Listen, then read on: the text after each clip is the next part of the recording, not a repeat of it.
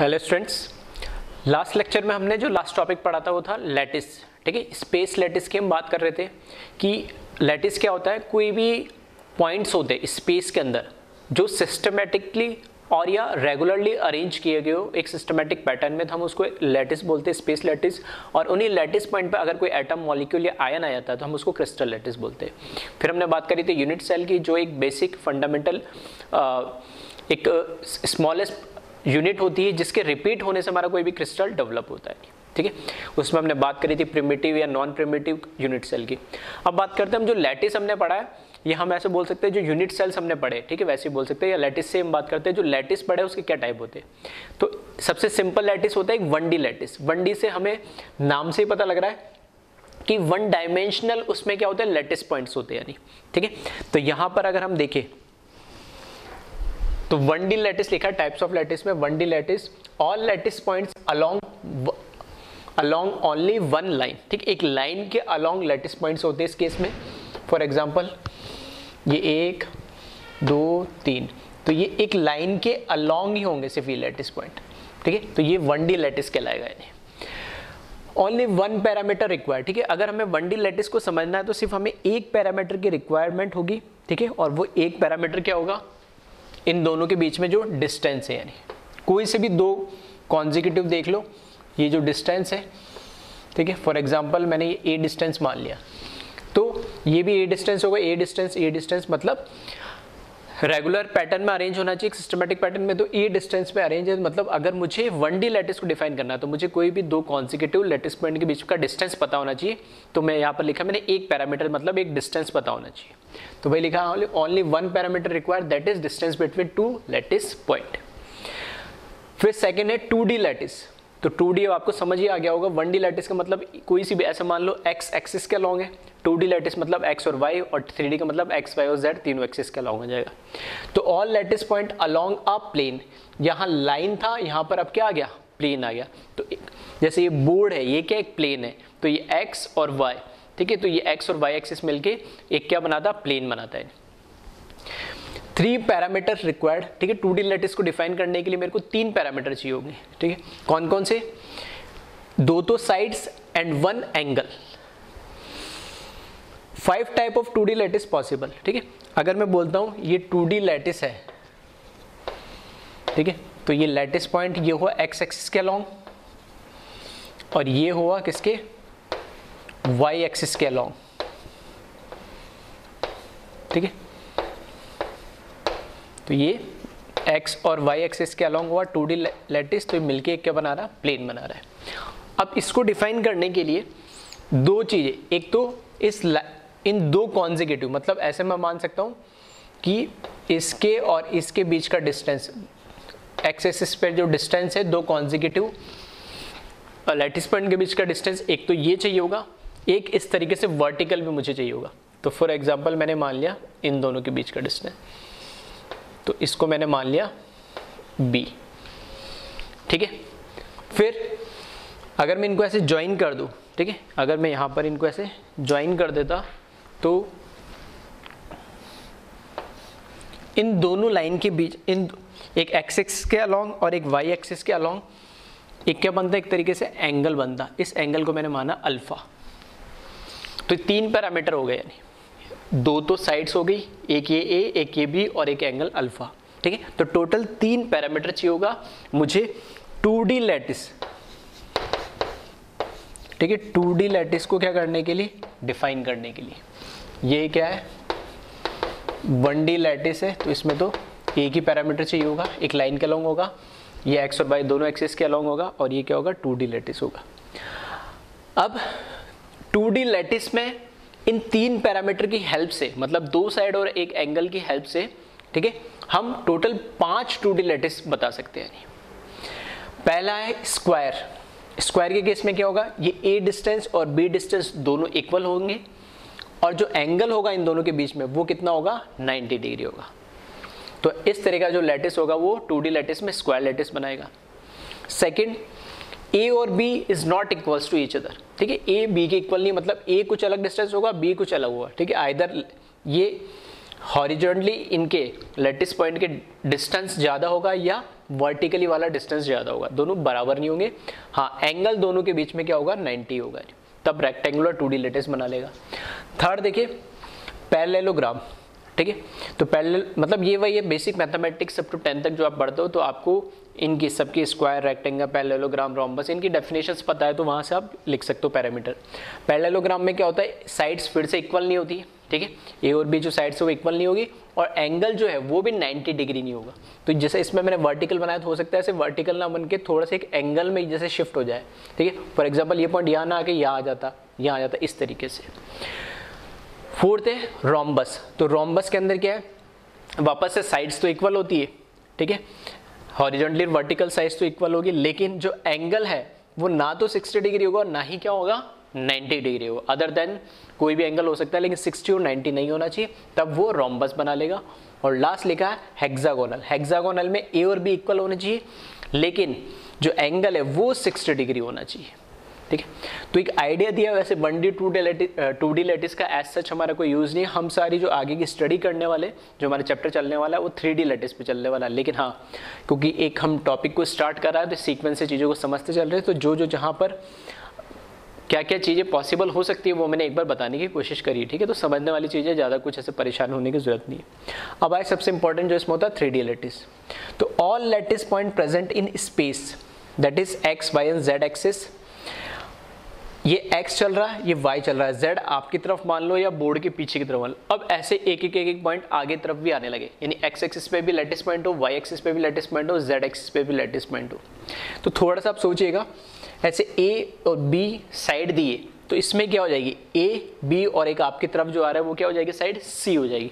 तो टोटल इसमें लिखे 6 पैरामीटर। तो 6 पैरामीटर में से 3 तो क्या हुई साइड, ठीक है, जिसको मैं दे देता हूं, जो साइड्स है उसको नाम मैंने दिया है A, B and C। And जो एंगल होंगे इसमें, अब एंगल थोड़ा सा देखिएगा, A और B के बीच में एंगल को नाम दिया मैंने अल्फा, ठीक है। इसी तरीके से यहां पर मैं, ठीक है, क्योंकि इसमें 3D तो बना नहीं सकता, लेकिन हाँ ऐसे बोल सकता हूं, A एंड B के बीच में जो एंगल है उसको नाम दिया अल्फा। फिर A एंड C के बीच में एक एंगल होगा और एक B एंड एक C के बीच में एंगल होगा, तो इसको नाम मैंने बीटा दे दिया, इसको नाम मैंने गामा दे दिया, ठीक है। तो 3 तरह के एंगल हो जाएंगे, जैसे ये अल्फा है, ठीक है, इसी तरीके X और Y, तो ये C हो जाएगा। तो A और C के बीच में ये जो एंगल होगा ये क्या हो जाएगा, बीटा एंगल हो जाएगा। इसी तरीके से B और C, ये B और ये C, ये एंगल क्या हो जाएगा, गामा हो जाएगा। तो ये गामा, ये एंगल बीटा, और ये तो आपको दिख ही रहा है ये क्या हो गया, अल्फा। तो 3 साइड्स और 3 एंगल्स इसमें हो जाएंगे। तो टोटल 6 पैरामीटर होंगे इसमें। तो इनको मैंने नाम दिया है अल्फा, बीटा एंड गामा। इसमें एक ही पैरामीटर है, इसमें टोटल 3 पैरामीटर है, 2 साइड 1 एंगल, और 3D के अंदर टोटल 6 पैरामीटर है, 3 ही साइड और 3 ही एंगल। इन 3 साइड और 3 एंगल, ठीक है, इन 3 साइड और 3 एंगल की हेल्प से, जैसे यहाँ पर 2D में हमने 5 2D लैटिस डिफाइन करे, वैसे यहाँ 3D के अंदर हम 7 3D लैटिस या यूनिट सेल हम डिफाइन करते हैं, ठीक है। मतलब ये क्या एक तरीके से बेसिक 2D के यूनिट सेल है, मतलब ऐसा स्क्वायर बनेगा एक, फिर वो स्क्वायर स्क्वायर स्क्वायर इधर भी रिपीट हो रहा है, ठीक है, राइट में भी रिपीट होगा, लेफ्ट में भी रिपीट होगा, टॉप भी रिपीट होगा, ठीक है, टॉप भी रिपीट होगा, बॉटम भी, मतलब चारों साइड में चलेगा। अब 3D आ गया तो इस साइड भी चलेगा। तो इस तरीके से टोटल 6 पैरामीटर के हेल्प से हम 7 जो यूनिट सेल होते हैं, ठीक है, 7 यूनिट सेल या 7 लैटिस क्रिस्टल्स हम यहाँ पर क्या डिफाइन करते हैं। तो वो थोड़े से इंपॉर्टेंट हो जाते हैं, तो उसको 1 बाय 1 हम देखेंगे। तो पहले आप इसको एक बार कॉपी कर ले, फिर हम 3D लैटिस के जो 7 लैटिस स्ट्रक्चर है उनकी 1 बाय 1 बात करेंगे।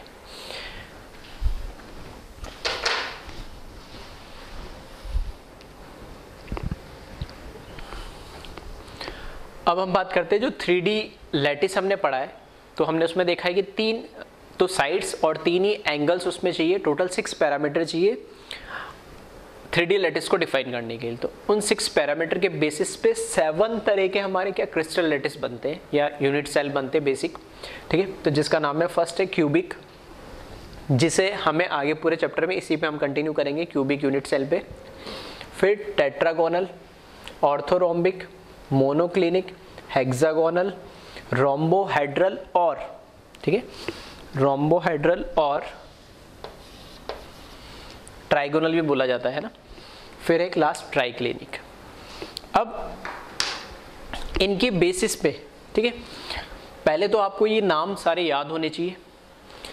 एनसीईआरटी में भी टेबल दे रखी है, ठीक है, लेकिन इसको याद करना थोड़ा ज़रूरी हो जाता है क्योंकि इस पे क्वेश्चन पूछा गया है, ठीक है। पहले इतना कोई इंपॉर्टेंस नहीं देते थे, लेकिन एक बार इस पे जब क्वेश्चंस आ गए, क्वेश्चंस कैसे आएंगे वही मैं बात करूंगा, तो आप थोड़ा सा इंपॉर्टेंट हो जाता है इसको याद करना, ठीक है। तो याद करने के लिए एनसीईआरटी में भी देखा, लेकिन थोड़ी सी सीक्वेंस हमने चेंज कर दिए ताकि शॉर्ट ट्रिक बन सके और आप याद कर सको।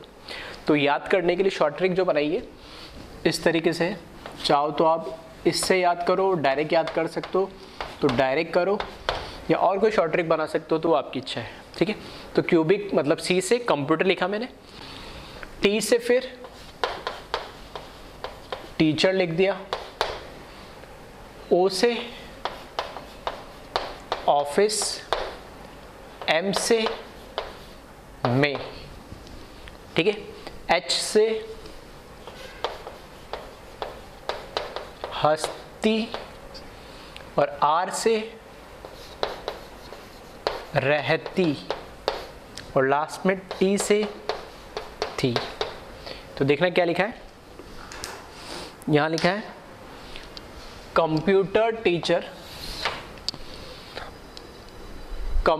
टीचर ऑफिस में हंसती रहती थी, ठीक है। तो शॉर्ट ट्रिक है। तो कई बच्चे बोलते सर कंप्यूटर की केमिस्ट्री टीचर, जो आपका मन करे लिख ले, ठीक है, कोई दिक्कत नहीं है। हाँ, कंडीशन इतने है कि बस आपको याद हो, ठीक है। तो उसी में जिनके फर्स्ट अल्फ़ाबेट है वहीं से लिखे, सी से कंप्यूटर, ठीक है, टी से टीचर, तो टी से ध्यान रखना ट्राइक्लिनिक भी है और टेट्रागोनल भी है। तो टेट्रा में आर आता है तो टीचर, ठीक है, इस तरीके से थोड़ा ध्यान रखना।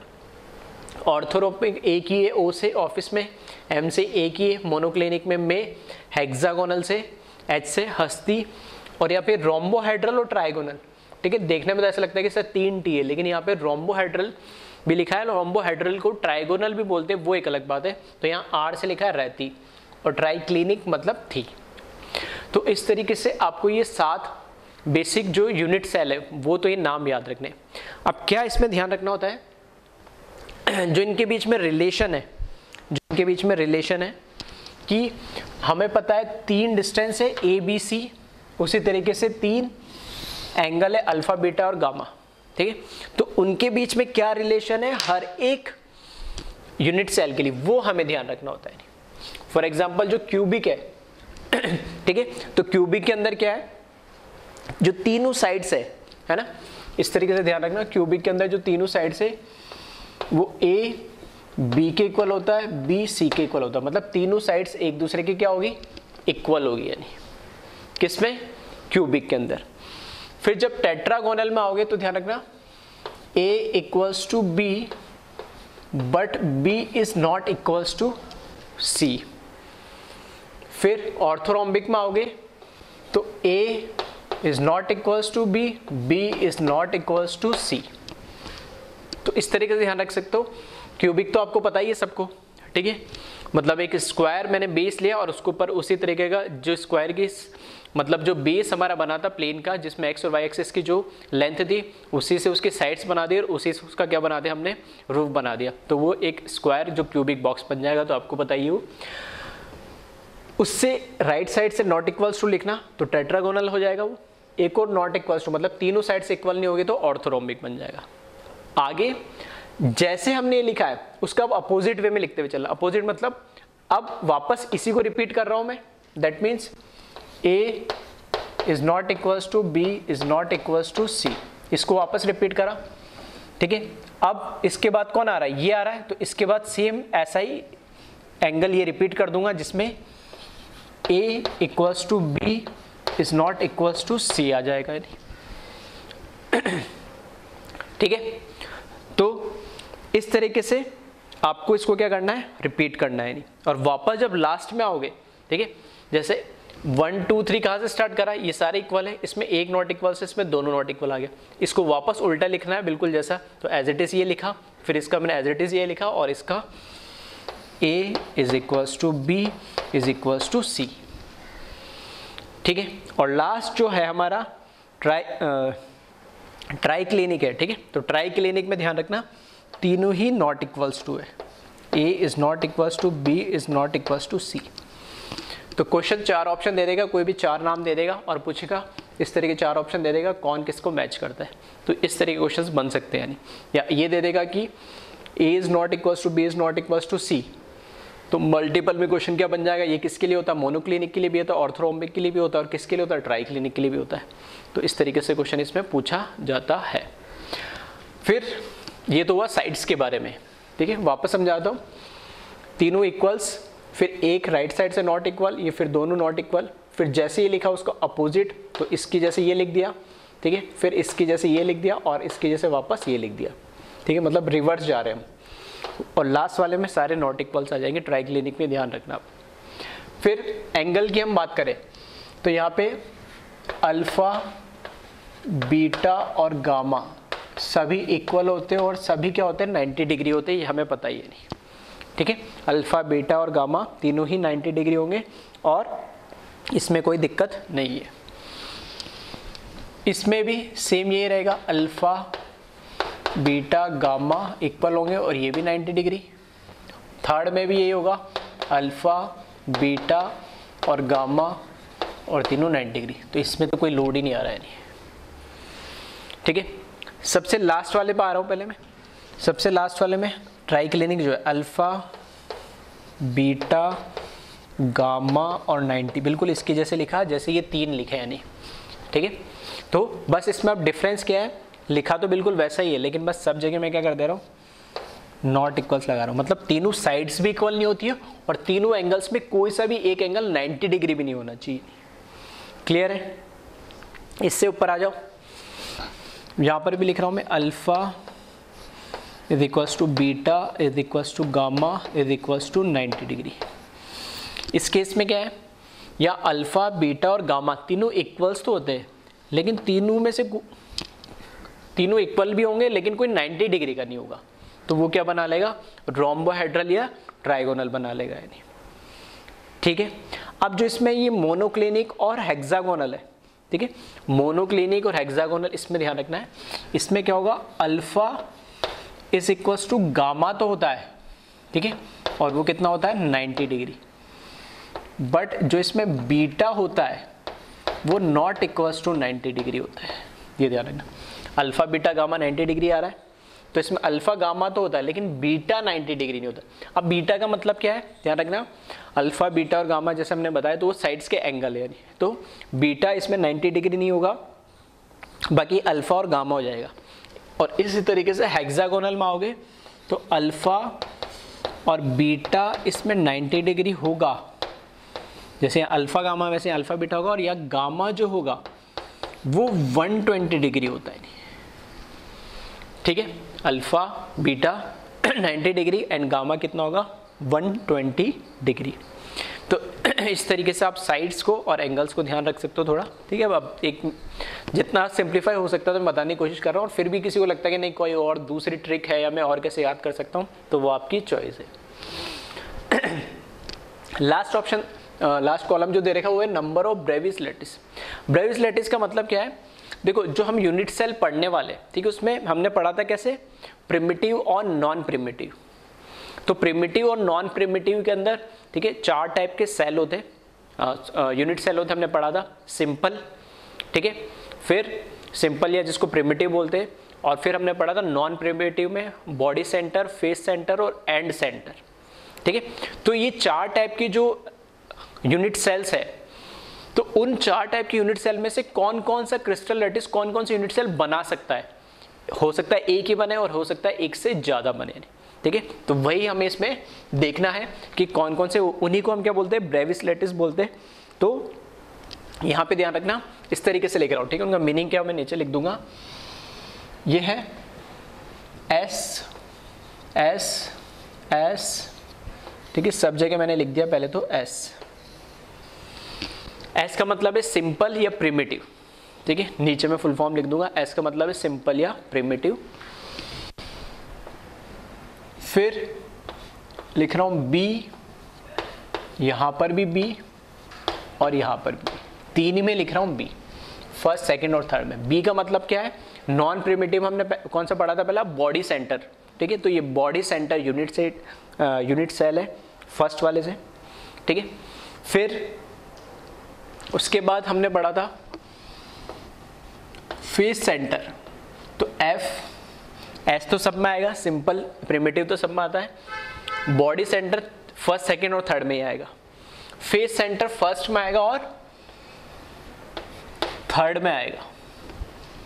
और एक और पढ़ा था हमने एंड सेंटर, तो एंड सेंटर जहां से फेस सेंटर हमने लिखा है लास्ट में, उसी पे एंड सेंटर आएगा और उसके नेक्स्ट वाले में एंड सेंटर में आएगा, ठीक है। तो ये ब्रेविस लेटिस कहलाते हैं। ये काउंट करोगे तो टोटल 14 होंगे। देखना यहां पर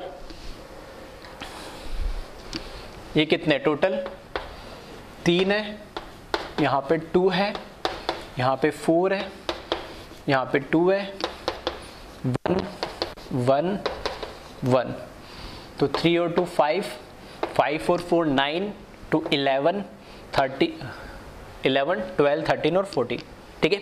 तो total 14 number of Bravais lattice होते हैं। मतलब क्रिस्टल लेटिस तो ये होता है। अब इस क्रिस्टल लेटिस में भी कौन कौन सा बना सकता है, तो सिंपल भी बन सकता है। सिंपल का मतलब क्या है कि ये तो बता रहा है एक तरीके से शेप, मतलब क्यूब होगा, यानी अब क्यूब में कहाँ कहाँ एटम प्रेजेंट होगा वो ये बताता है। यानी सिंपल में क्या होगा, कॉर्नर्स पे एटम होंगे सिर्फ उसके, ठीक है। बॉडी सेंटर पे क्या होगा, कॉर्नर प्लस उसके बॉडी सेंटर पे होगा। फेस सेंटर में क्या होगा, कॉर्नर प्लस उसके फेस सेंटर पे होंगे सारे। और एंड सेंटर पे मतलब कॉर्नर प्लस एक कोई से भी अपोजिट फेस सेंटर पे, ठीक है। तो ये तो बताता है स्ट्रक्चर कैसा होगा, ठीक है, यूनिट सेल का शेप कैसा होगा। और ये जो ब्रेविस लेटिस है ये हमें बताता है कि उस जो शेप है, यूनिट सेल का शेप है, उसमें एटम कहाँ कहाँ प्रेजेंट होंगे। तो टोटल 14 टाइप के ये ब्रेविस लेटिस बनते, टोटल काउंट करेंगे। अब इसमें जो इसका मीनिंग है, ठीक है, वो मैं लिख देता हूँ यहाँ पर।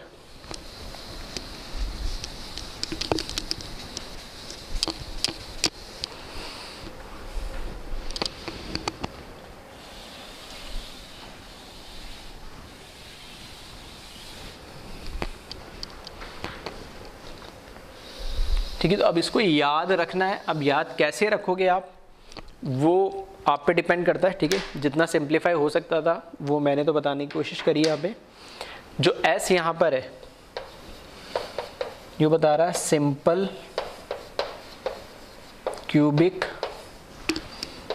इनको अभी डिटेल में 1 बाय 1 और पढ़ेंगे दोबारा हम, ठीक है, सब हर चीज़ पढ़ेंगे इनको। एस बी जो बॉडी सेंटर ना, तो एक बार बस आइडिया दिया। ये बी है, ये बॉडी सेंटर,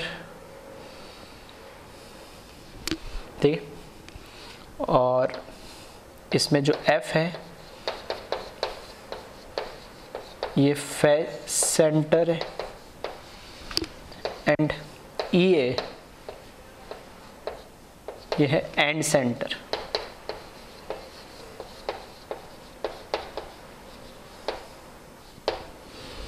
ठीक है। तो इस टेबल को आपको याद रखना है, ठीक है। और इस पे कैसे भी क्वेश्चंस बन सकते हैं, यानी ठीक है, किस में कौन से कितने नंबर ऑफ ब्रेविस लेटिस बनते, कौन कौन से बनते वो भी पूछे जा सकते हैं, ठीक है। एंगल्स के 4 ऑप्शन दे देंगे, पूछेंगे कौन सा है, ठीक है। कभी इसमें रियल एग्जांपल्स भी पूछ सकते कुछ, जैसे मैच बॉक्स है, ठीक है। कई बार ऐसा कई क्वेश्चंस में आपको मिल जाएगा। मैच बॉक्स है मतलब उसकी जो तीनों साइड्स होती है मैच बॉक्स की, ठीक है, माचिस की, वो तीनों साइड्स क्या होती है, अलग अलग लेंथ की होती है, लेकिन एंगल सारे कितने होते हैं, 90 डिग्री के। तो ऐसा ढूंढो, इसमें तीनों साइड अलग है, तीनों साइड अलग है, तीनों साइड अलग है, सारे एंगल 90 है, इसमें 90 नहीं है, इसमें 90 नहीं है सारे। तो ये कौन सा हो जाएगा, ऑर्थोरोम्बिक बोलते हैं, जिसमें तीनों लेंथ अलग अलग होगी लेकिन सारे एंगल कितने होते हैं, 90 डिग्री। इस तरीके के आपको क्वेश्चंस इसमें देखने को मिल जाएगी, ठीक है। तो इसको कॉपी करें, फिर हम आगे बढ़ते हैं।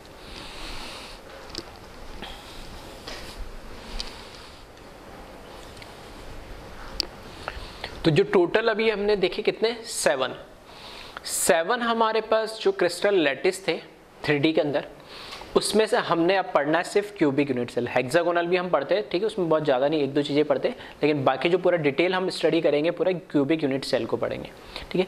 तो इसमें हर एक छोटे छोटे चीज़ को अब हम देखेंगे, ठीक है।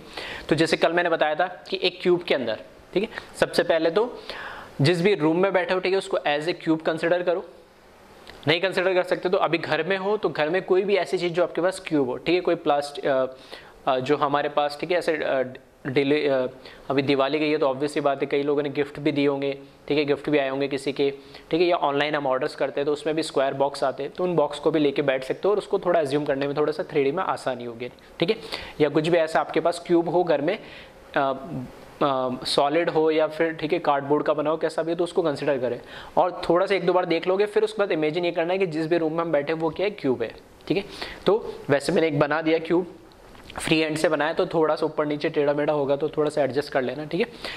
अब हम इसमें जो हमें इंपॉर्टेंट चीज़ें देखनी है, सबसे पहले हम स्टार्ट करते हैं क्यूबिक यूनिट सेल के अंदर नंबर ऑफ कॉर्नर्स। एक क्यूबिक यूनिट सेल में कितने कॉर्नर्स होते हैं, तो काउंट कर लें यहाँ से, ठीक है, 1 2 3 4 कॉर्नर, ये 5 6 7 8, टोटल 8 कॉर्नर्स होते हैं इसमें, ठीक है। तो ये याद रखना है, वैसे तो हमको पता ही है काफ़ी चीज़ें, फिर भी आपको नींद में भी कोई पूछे तो पता होना चाहिए। नेक्स्ट देखें, नंबर ऑफ फेसेस, कितने फेस होती है। फेस से मतलब जैसे कल भी मैंने बताया था, ठीक है, ये वैसे क्यूब है नहीं लेकिन समझाने की नहीं, ये पूरी एक फेस कहलाती है, ठीक है। ये एक अलग फेस है, ये एक अलग फेस है, तो टोटल कितनी फेस है ऐसे हमें काउंट करनी है। तो यहाँ से देखें, टॉप वाली फेस, या आप ऐसे मान सकते हो आपके घर की या आपके रूम की जो छत है वो एक आपका जो फ्लोर है तो ये बॉटम 2, ठीक है, राइट वाली वॉल 3, लेफ्ट वाली वॉल 4, सामने फ्रंट वाली वॉल और ये पीछे वाली वॉल, ठीक है। तो टोटल कितने होती है फेसेस, 6 होती है एक क्यूब के अंदर, तो यहाँ पर मैं लिख रहा हूँ 6, ठीक है। नेक्स्ट देखिए, नंबर ऑफ एजेस कितनी होती है इसमें,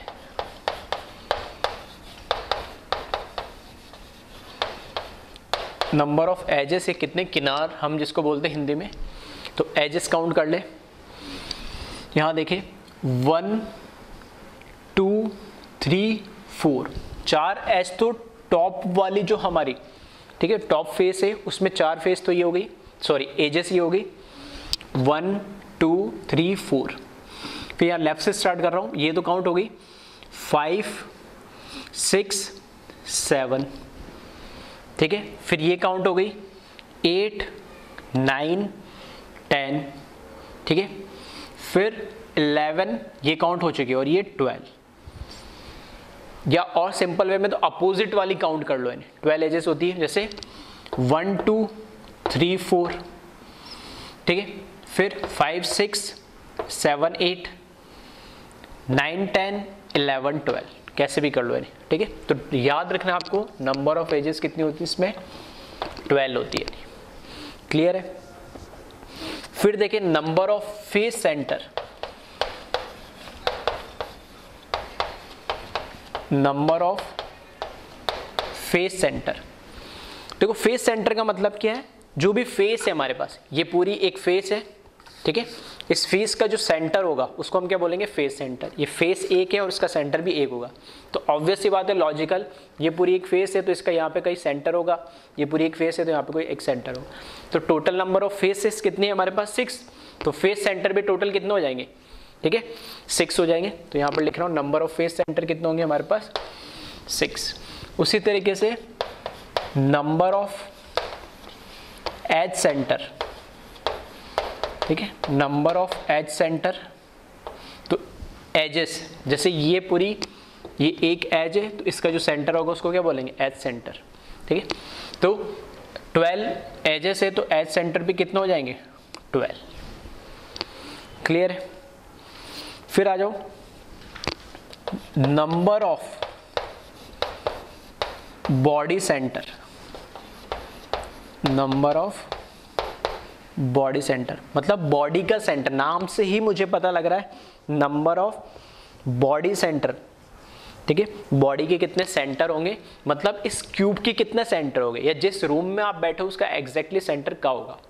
ठीक है, तो अगर आप जिस रूम में बैठो और उसको हम क्यूब कंसिडर करें तो उसका जो सेंटर होगा वो, ठीक है, एक जो दोनों एज है, ठीक है, दोनों एज है उसके मिड में, ऐसे लेफ्ट राइट एज से डिस्टेंस मिड में ले लो और टॉप और बॉटम से, ठीक है, फ्लोर और आपके जो, ठीक है, नीचे जो ग्राउंड दे रखा है, ठीक है, दोनों के मिड में, मतलब कहीं ना कहीं हवा के अंदर आएगा वो मिड पॉइंट, किसी वॉल पे, किसी एज पे या कॉर्नर पे नहीं आएगा, एक बॉडी के बिल्कुल सेंटर, मतलब आपके रूम के एकदम सेंटर में आएगा, मतलब हवा में पॉइंट है, वो किसी को टच नहीं कर रहा है। ठीक है, तो यहाँ कहीं पे एक बॉडी सेंटर आएगा, या इसको मैं क्यूब मान लेता हूँ, तो इसके अंदर की साइड बीच में कहीं पाएगा। ठीक है, इन दोनों से मिड पे, ठीक है, इन दोनों से मिड पे और इन दोनों के मिड पे, तो सबका सेंटर जो आएगा इसके बॉडी के सेंटर में आएगा, उसको बोलते हैं बॉडी सेंटर। तो वो कितना होगा, 1। तो नंबर ऑफ बॉडी सेंटर क्या होगा, 1 ही होता है हमेशा सब में। क्लियर, ये तो ये सबसे बेसिक बातें हैं। अब बात करते हैं हम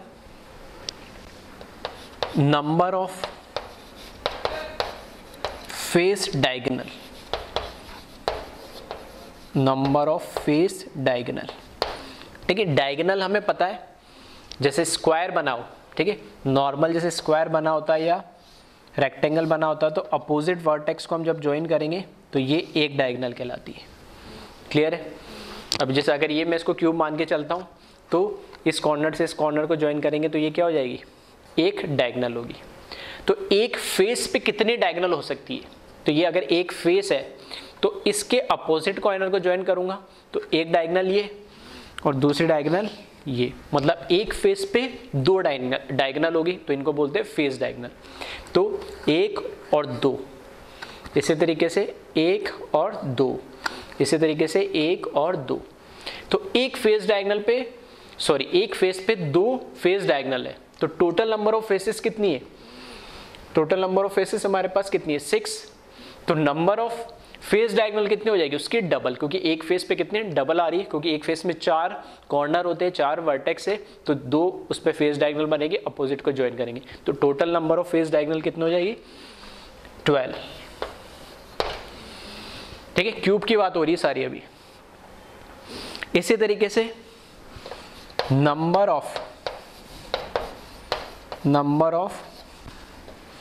body diagonal, number of body diagonal की अगर हम बात करें, अब बॉडी डायगोनल क्या है, देखो फेस डायगोनल को अगर मैं और बोलूं तो फेस डायगोनल क्या होता है, उस फेस के सेंटर से पास होता हुआ जाता है, अपोजिट वर्टेक्स को ज्वाइन कर रहा है और फेस के सेंटर से पास होते हुए जा रहा है। तो बॉडी डायगोनल क्या है, तो बॉडी डायगोनल में भी बॉडी के सेंटर से पास होता हुआ जाएगा और अपोजिट वर्टेक्स को ज्वाइन करेगा। ठीक है, तो कल भी जैसे मैंने बताया था शायद, तो ये जो कॉर्नर अगर मैं ले रहा हूँ तो इसका अपोजिट वर्टेक्स सामने आपको ये फेस पे दिख रहा है, तो ये तो वो फेस डायगोनल, लेकिन इसके पीछे जो ये वाला कॉर्नर है इसको ज्वाइन कर दूं मैं। ठीक है, इस पीछे वाले कॉर्नर को मैंने ज्वाइन करा इस आगे वाले कॉर्नर से, तो हवा के अंदर वो कोई एक लाइन ड्रॉ हो रही होगी और कहाँ से पास होती हुई आ रही होगी, वो फेस के, सॉरी, बॉडी के सेंटर से। तो बॉडी सेंटर से पास होते हुए, ठीक है, अपोजिट कॉर्नर को ज्वाइन करते हुए, तो वो क्या कहलाएगी, बॉडी डायगोनल। तो कितने नंबर ऑफ बॉडी डायगोनल हो सकते हैं, एक बार आप खुद सोचे, यानी कितने number of body diagonal possible हो सकते हैं। ठीक है, तो इसमें जैसे मेरे को दिखाना है, तो ये एक वर्टेक्स, तो इसका अपोजिट ये भी है और ये भी है, ये इससे मैं ड्रॉ कर दूंगा तब तो क्या बन जाएगा, ये फेस डायगोनल बन जाएगा। लेकिन जब इसको ज्वाइन करूंगा, ठीक है, जब मैं इसको ज्वाइन करूंगा तो ये क्या बनेगा, ये बनेगा मेरा बॉडी डायगोनल। यहाँ पर मैंने मान लिया ये मेरा बॉडी सेंटर है।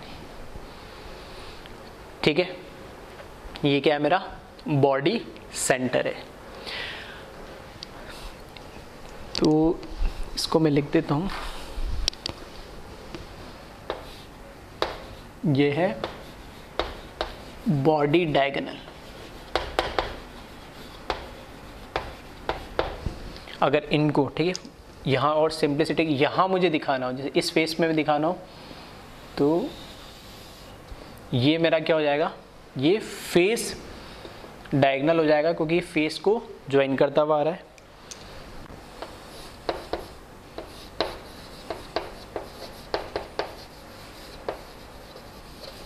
ठीक है, बाकी कॉर्नर्स आपको पता है, ये एजेस आपको पता है, और ये पूरी क्या कहलाती है, फेस कहलाती है। ठीक है, चलो मैं एक बार लिख देता हूँ फिर भी सारी चीज़ें, क्योंकि फर्स्ट टाइम मैं बता रहा हूँ तो वैसे आपको पता है, लेकिन मेरा काम है बताना, तो एक बार मैं बता देता हूँ। इसको मैं बोलूँगा कॉर्नर।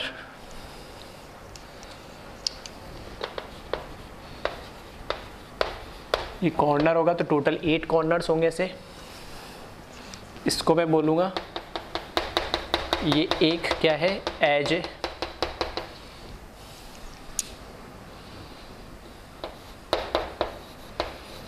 ठीक है, ये एक एज है। और इसी तरीके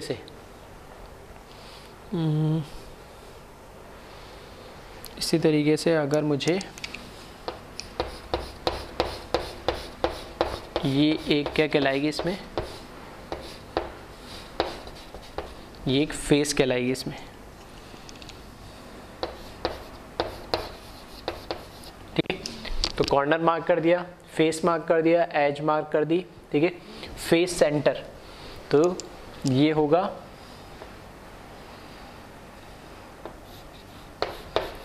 ठीक है, अगर नहीं दिख रहा हो तो लिख लेना, ये है फेस सेंटर। ठीक है, ऐसे यहाँ पे इसका एक एक चीज़ में बता रहा हूँ, पूरे में नहीं बता रहा हूँ, मतलब ठीक है, बहुत ज़्यादा वैसा हो जाएगा। ये है बॉडी सेंटर।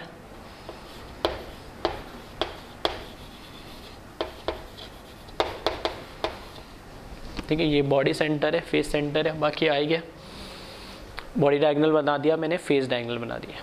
क्लियर है?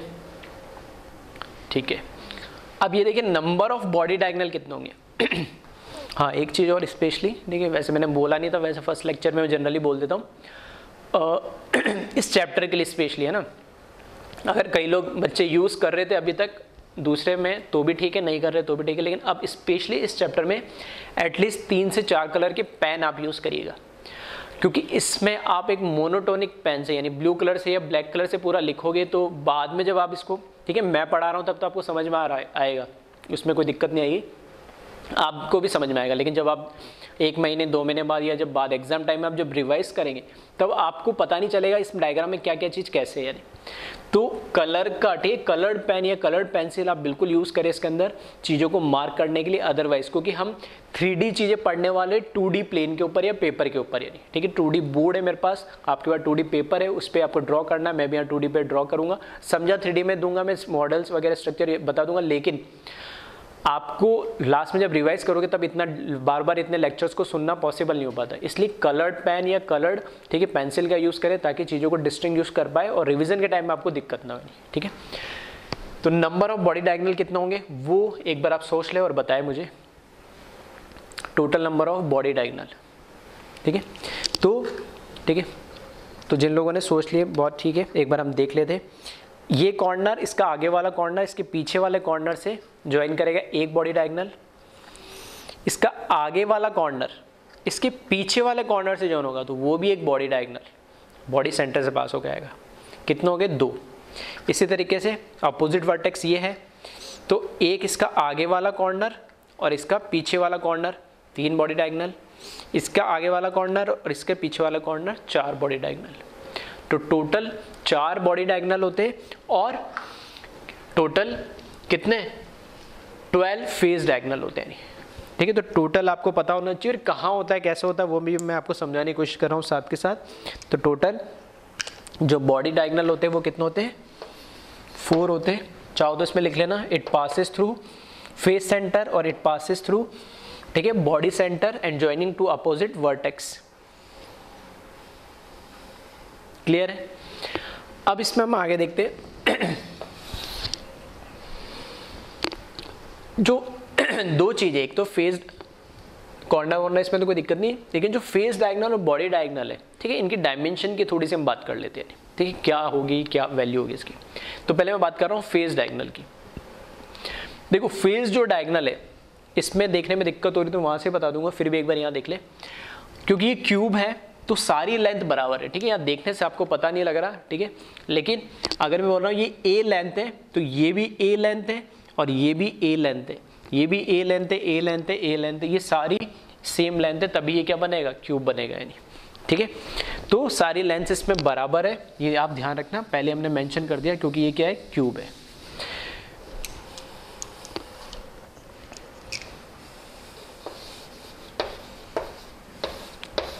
ठीक है, तो ये क्यूब है तो सारी लेंथ इसकी बराबर होगी।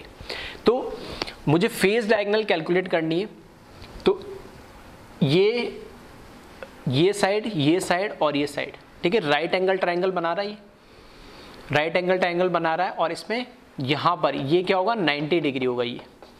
तो ये परपेंडिकुलर मान लो, इसको बेस मान लो, तो ये हाइपोटेन्यूस हो जाएगी। तो उसकी हमें क्या लेंथ लगाना है, तो पाइथागोरस थ्योरम लगा दो, यानी सिंपल सी बात है, ठीक है। फिर भी चाहो तो मैं मार्किंग करके कर देता हूँ, ठीक है। यहाँ पर मैंने लिखा, यहाँ पर मैंने इसको लिख दिया ए पॉइंट, ये बी पॉइंट और ये सी पॉइंट, ठीक है। तो यहाँ पर लिख रहा हूँ मैं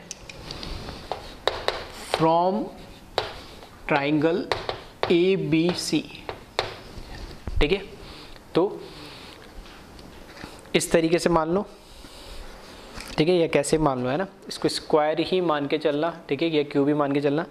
तो एक ये लेंथ हो गई, एक ये लेंथ हो गई, और फेस डायगोनल क्या है, ठीक है, ये अपोजिट कॉर्नर को अपोजिट कॉर्नर में ज्वाइन कर रहा हूँ, अपोजिट कॉर्नर ज्वाइन कर रहा हूँ, ये क्या है, फेस डायगोनल है, सेंटर से पास होके जा रही है, क्या कैसे भी कर लो, इन दोनों को ज्वाइन कर लो, ठीक है।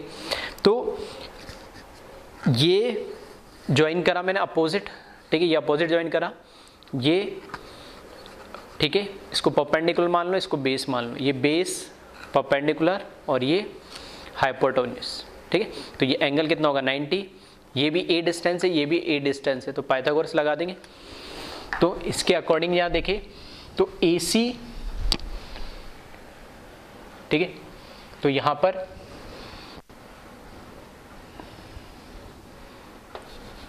AC स्क्वायर प्लस क्या दे रखा, BC square which must be equals to AB square, ठीक है, पाइथागोरस लगा दिया, ठीक है, क्योंकि क्यूब है तो AC स्क्वायर को भी मैंने मान लिया A स्क्वायर, इसको भी मैंने मान लिया A स्क्वायर, और ये हो गया AB का स्क्वायर, ठीक है। तो ये कितना हो जाएगा, 2A स्क्वायर AB स्क्वायर, और AB की वैल्यू कितनी हो जाएगी, AB की वैल्यू हो जाएगी √2A, ठीक है, √2A। ये क्या है, हमारा बॉडी डायगोनल है, ठीक है। तो बॉडी डायगोनल किसी भी फेस की होगी, यही डिस्टेंस होगा क्योंकि सारी क्या है, एज लेंथ तो क्या सेम ही है। तो ये है हमारी बॉडी डायगोनल। तो ये छोटा सा डेरिवेशन था, वो तो मैंने बता दिया, लेकिन आपको डायरेक्ट याद रखना है, बॉडी डायगोनल जब भी पूछे वो क्या होती है, √2A होती है। ए मतलब यहाँ पे क्या है, एज लेंथ ऑफ क्यूब। इसी तरीके से अगर मैं बात कर, सॉरी फेस डायगोनल है ना, मैंने बॉडी डायगोनल लिख दिया, ये क्या होगा, लेंथ ऑफ फेस डायगोनल है ये,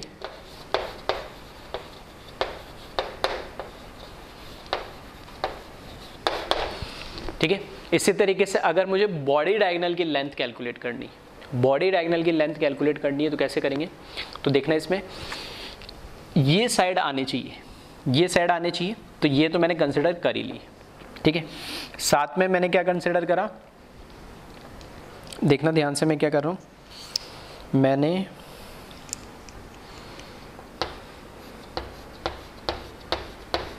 इसको ज्वाइन कर दिया, ठीक है। ये हुई बॉडी डायगोनल, और ये देखना ये कॉर्नर एक, और ये इसका अपोजिट कॉर्नर है, और कहाँ आ रहा है, इसी फेस के अंदर आ रहा है, तो ये क्या हो गया, फेस डायगोनल होगी।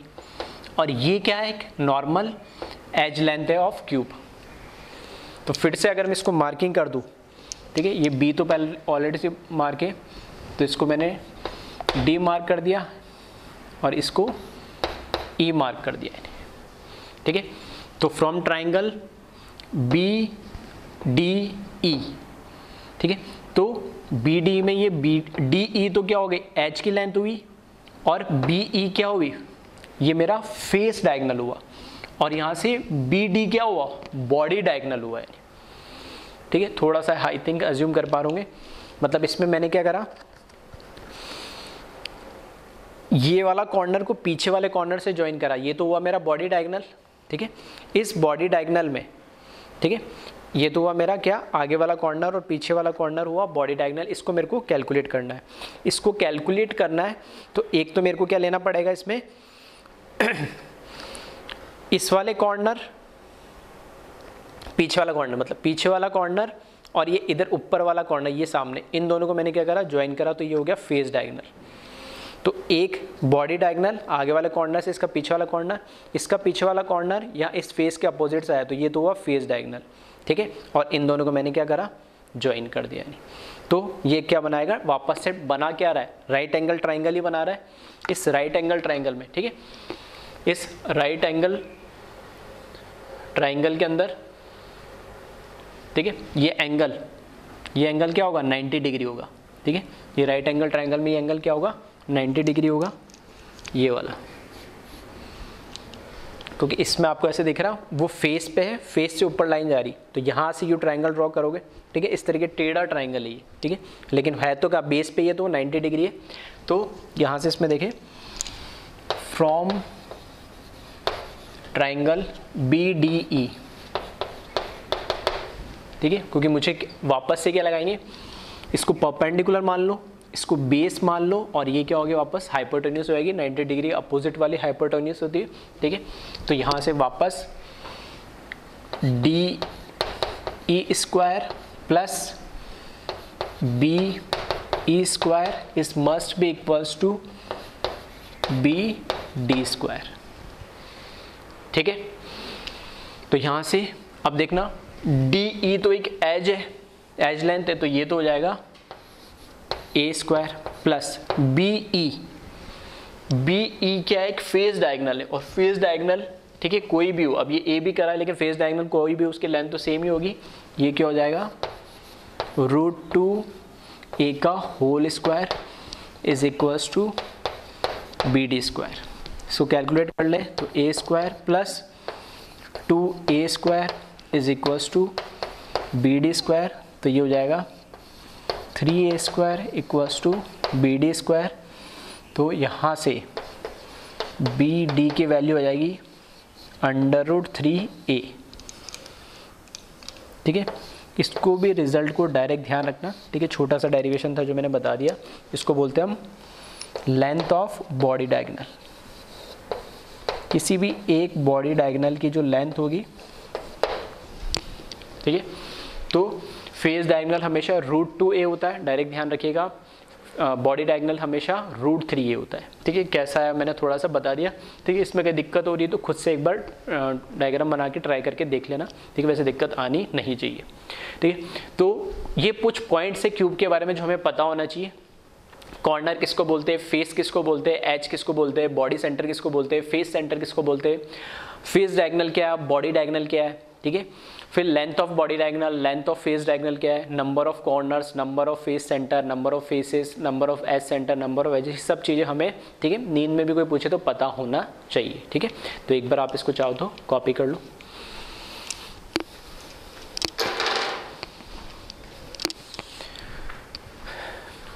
अब बात करते हैं हम, अभी तक हमने ये बात करी कि जो यूनिट सेल होता है उसमें कौन कौन सी क्या लोकेशन होती है, कौन कौन सी साइड्स होती है, एज होती है, क्या लेंथ होती है, उनके बारे में।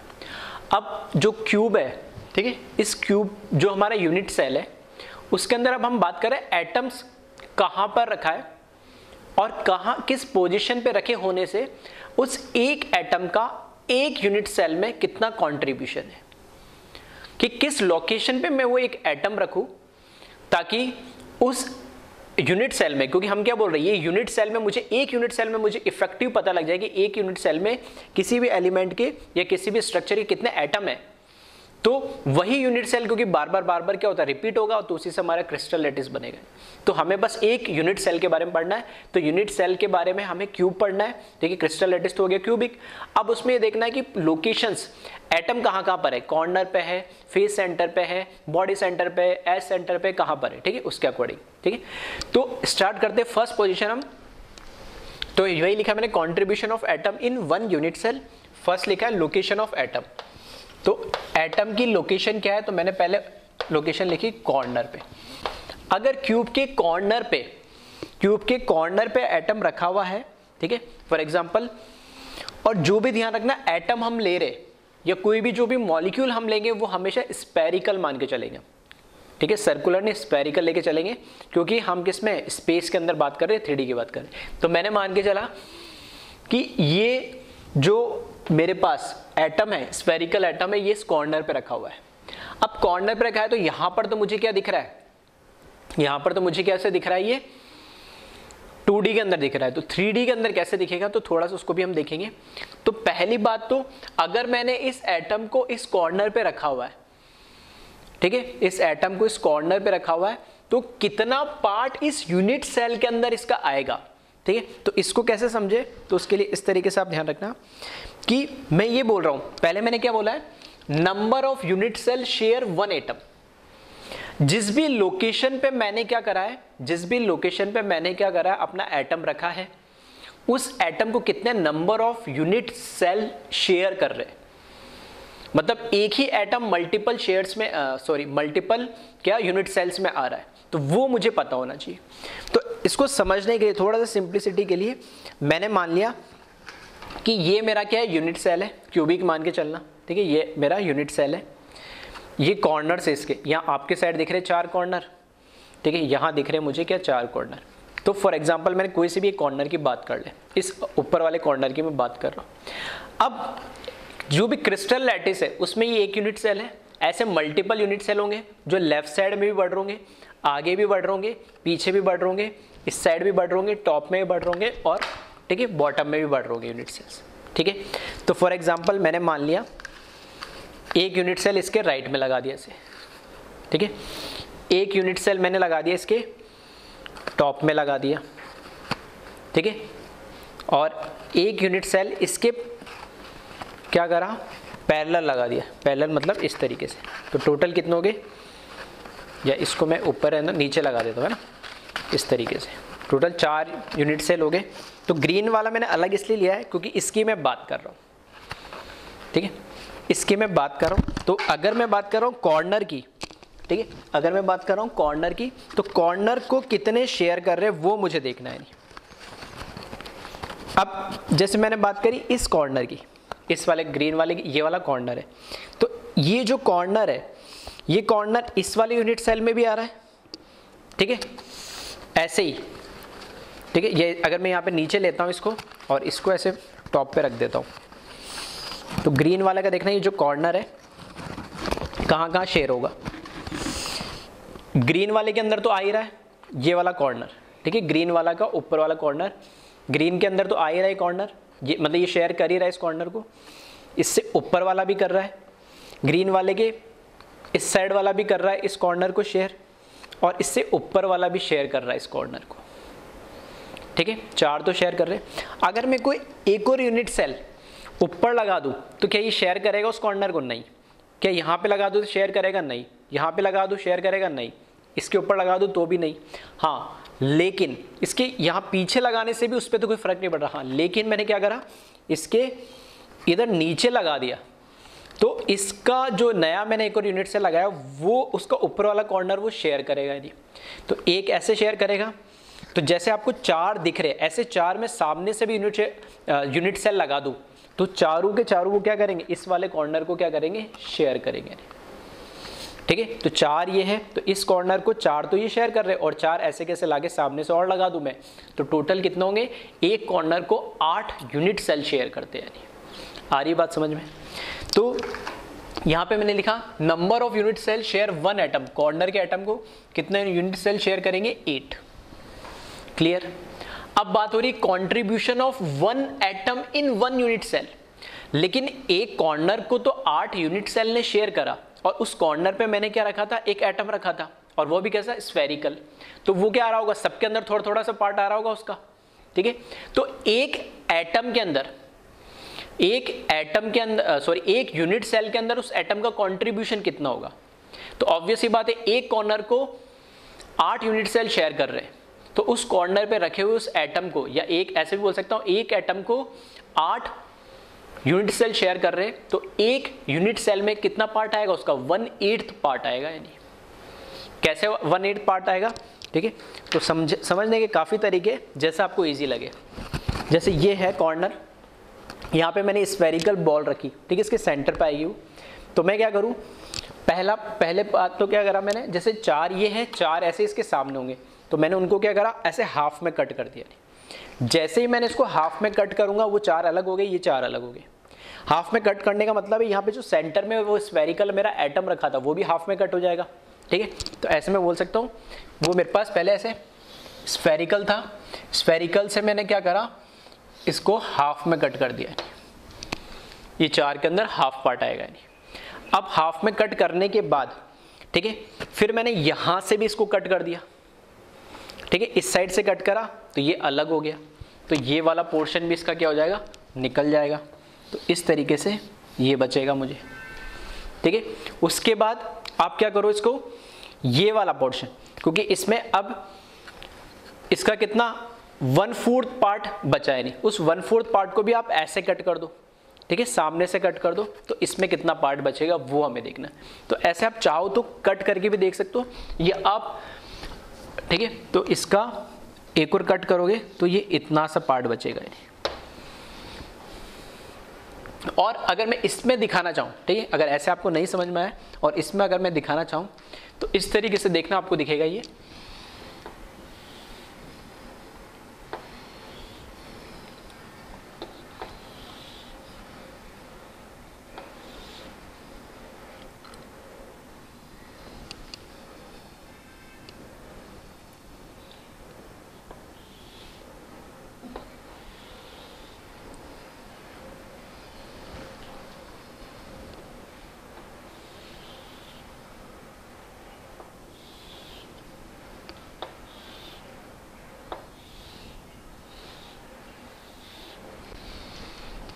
ठीक है। अब दिख ही नहीं रहा होगा अभी, तो अब देखना, थोड़ा सा आपको विजुलाइज होगा ये।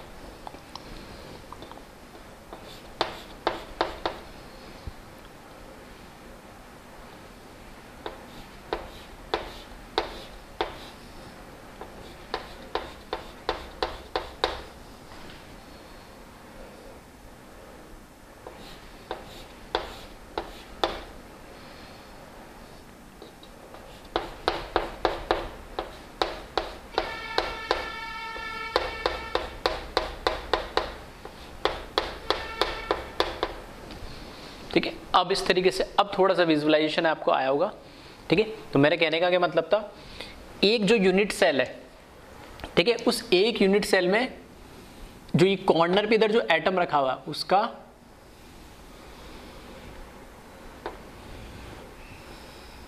ये वाला पोर्शन आपको क्या करेगा, सिर्फ इस पार्ट के अंदर कंट्रीब्यूट हो रहा है, ठीक है।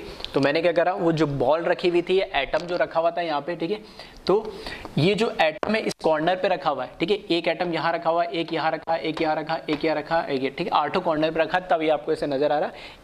एक पे जब रखेंगे, एक कॉर्नर पे जब ये रखेंगे, तो पहले मैंने क्या करा, ऐसे इसका हाफ कट कर दिया, ठीक है, मतलब या तो ऐसे कर दो, हाफ कट कर दिया, 4 अलग कर दिए, तो इधर से कट हो जाएगा।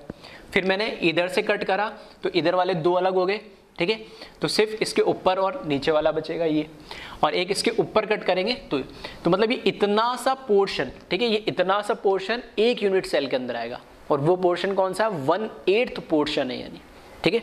तो अगर मैं बोलूं कि कितना कंट्रीब्यूशन ऑफ अब देखो ये तो मैंने विजुअलाइजेशन के थ्रू, ठीक है, 2-3 तरीके से बताने की कोशिश करी, लेकिन हम लॉजिकली भी सोच सकते हैं कि एक कॉर्नर या एक एटम को 8 जने शेयर कर रहे, स्फेरिकल है, ठीक है, कॉर्नर सब सारी यूनिट सेल की डायमेंशन भी सेम है, और उस कॉर्नर पे रखे हुए स्फेरिकल भी चारों तरफ से स्फेरिकल है तो वो भी सेम होगा, रेडियस भी, तो उसको 8 जने बांटेंगे तो 1/8 पार्ट ही तो आएगा एक के अंदर, ऑब्वियस बात है लॉजिकली।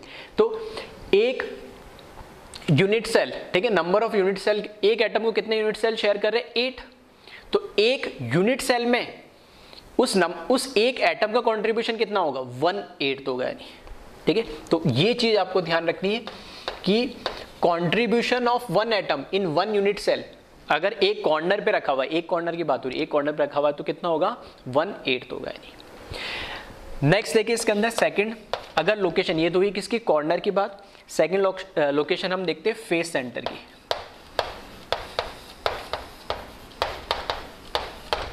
ठीक है। फेस सेंटर ये तो थोड़ा इजी है, ठीक है, तो इसमें तो कोई दिक्कत आपको आएगी नहीं। फेस सेंटर में क्या है, अगर मैंने 4 ऐसे रख भी दिए जैसे पहले रखे थे, ठीक है, चलो इसके नीचे भी मैंने लगा दिया। फेस का मतलब क्या है, ये इसकी क्या है, ये इसकी फेस है यानी, ठीक है, या फिर ये फेस है, ठीक है, और ये इसका क्या, फेस सेंटर, मतलब यहां एकदम सेंटर पे मैं एटम रख रहा हूं। तो इस फेस को कितने number of unit cell share कर रही है, तो देखना जब मैं ऐसे यूनिट सेल जमाऊंगा इसको, तो जो ये वाली फेस थी नीचे वाली वो इसमें तो है ही, और इसके ऊपर जो मैंने रखी है, मतलब इसके नीचे जो आई है, इसके अंदर वाली जो फेस है, ठीक है, वो जो अंदर वाली जो फेस आई है वो एक तो ये ग्रीन वाली शेयर कर रही है और एक ये व्हाइट वाली शेयर कर रहा है। अब मैं इसके आगे भी लगा दूं तो उस फेस की शेयरिंग पे कोई फर्क नहीं पड़ेगा, जैसे फॉर एग्जांपल मैंने यहां लगा दिया, कोई फर्क पड़ेगा उसके फेस पे, वो फेस थोड़ी शेयर कर रहा है, कौन सी, इस वाली की बात कर रहे हैं, तो ये तो ग्रीन वाला शेयर कर रहा है और व्हाइट वाला, दोनों शेयर कर रहे हैं। ये नहीं शेयर कर पाएगा, ये नहीं कर पाएगा, इधर भी, इधर लगा दूंगा तो भी नहीं फर्क पड़ेगा, इधर लगा दूंगा तो भी फर्क नहीं पड़ेगा, ऊपर लगा दूंगा तो भी फर्क नहीं पड़ेगा, ये तो अलग फेस आ गई, इधर भी फर्क नहीं पड़ेगा, इधर भी फर्क नहीं पड़ेगा, पीछे लगा दूंगा तो भी फर्क नहीं पड़ेगा।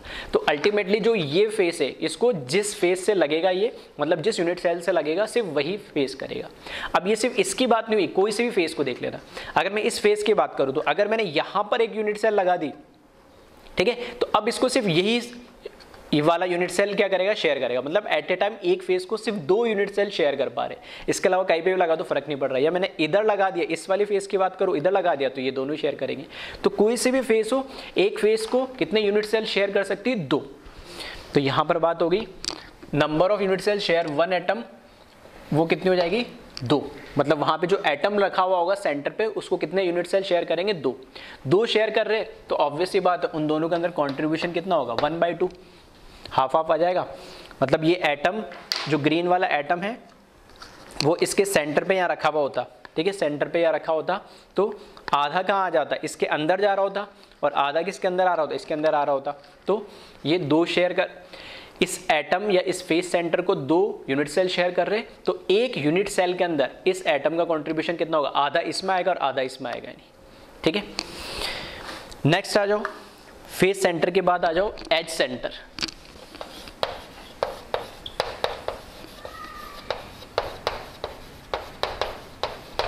एज सेंटर का मतलब ये एज, ठीक है, फेस सेंटर का मतलब तो ये फेस था, इसके ऊपर जो भी यूनिट सेल आएगा वो उस फेस को क्या करेगा, शेयर करेगा। तो एज सेंटर का मतलब है कोई सी भी एज, जैसे ये एज ले ली, इसको कितने शेयर करेंगे, तो बस ये देख लो, यहाँ पर लगा के देख लो सारे से कितने नंबर ऑफ यूनिट सेल इसके आ सकते हैं शेयर करने के लिए, ठीक है। तो मैंने कौन सी, इस वाली एज, इस अंदर वाली एज की बात करी, ठीक है, ये जो एज है, तो ये वाली जो एज है अंदर वाली, ठीक है, ग्रीन वाली के अंदर वाली, तो इस जो सेंटर में दिख रही है आपको है ना, इस एज को ग्रीन वाली शेयर कर रहे हैं, एक ये वाली शेयर कर रहे हैं, इसके ऊपर ऐसे 2 मैंने यूनिट सेल और लगा दिए, तो टोटल कितने शेयर कर रहे हैं, अब 4। उसके अलावा अब मैं क्या करूं, यहां पर लगा दूं, यहां पर लगा दूं, यहां पर लगाऊं, यहां पे लगाऊं या ऊपर लगाऊं, उस एज पे कोई फर्क ही नहीं पड़ रहा है, क्योंकि उसको सिर्फ 4 ही शेयर कर पा रहे हैं, ठीक है। तो ये जो एज है ये 2 और 2 इसके सामने और लगा दी, टोटल कितने हो गए, 4। तो ये 4 के अलावा आप कहीं पे भी यूनिट सेल लगाओ इसके किसी भी डायरेक्शन में, XYZ डायरेक्शन में, उसकी एज की शेयरिंग और किसी के साथ नहीं हो सकती। मतलब एक एज, वो भले इसकी बात करूं या फिर मैं वैसे नहीं करना चाहूँ तो इधर लगा लूँ, ठीक है, इधर लगा लूँ, तो एक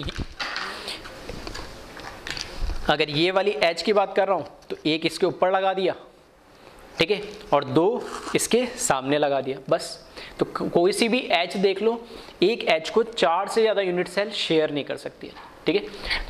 तो number of unit cell share 1 atom वो हो जाएगा 4, और 4 है तो एक में कंट्रीब्यूशन कितना होगा, 1/4 होगा,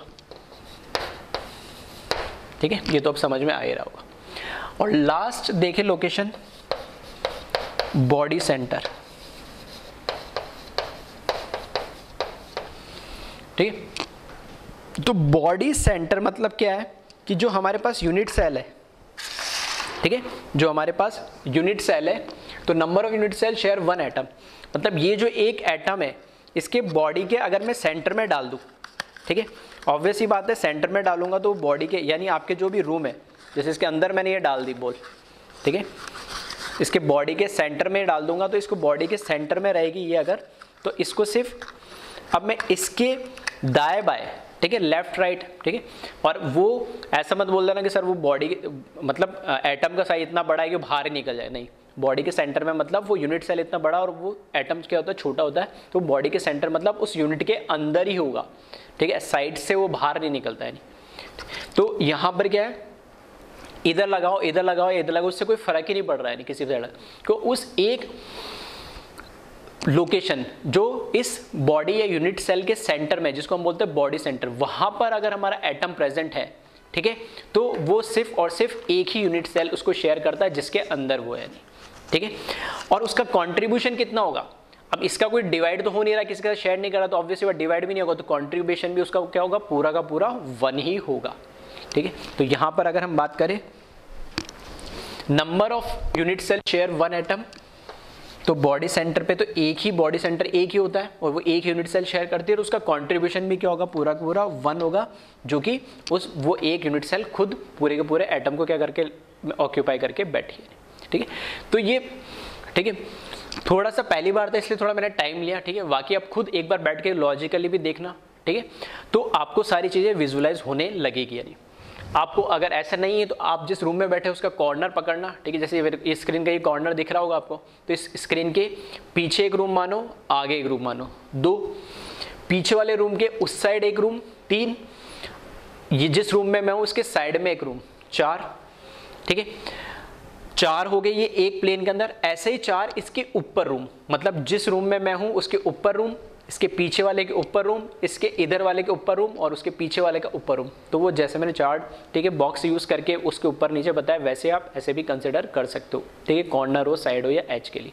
तो कंट्रीब्यूशन कितना होता है एक बॉडी सेंटर का, एज सेंटर का, फेस सेंटर का या एक कॉर्नर का, ठीक है, वो आपको पता होना चाहिए। इसके बेसिस पे आगे का पूरा चैप्टर चलेगा, इसलिए ये चीज़ें बहुत क्लियर होना जरूरी है। ऐसा नहीं आप, ठीक है, रट लो, लेकिन समझ के चलोगे तो फिर आपको कंफ्यूजन नहीं होगा, परेशान होने की जरूरत नहीं पड़ेगी, ठीक है, समझने वाली सारी चीज़ें, ठीक है, विजुअलाइजेशन है थोड़ा सा, ठीक है, ये इतना क्लियर हो जाएगा, फिर आगे हमें पढ़ने में, टॉपिक पढ़ने में समझने में दिक्कत नहीं आएगी, ठीक है। तो एक बार इसको कॉपी करें।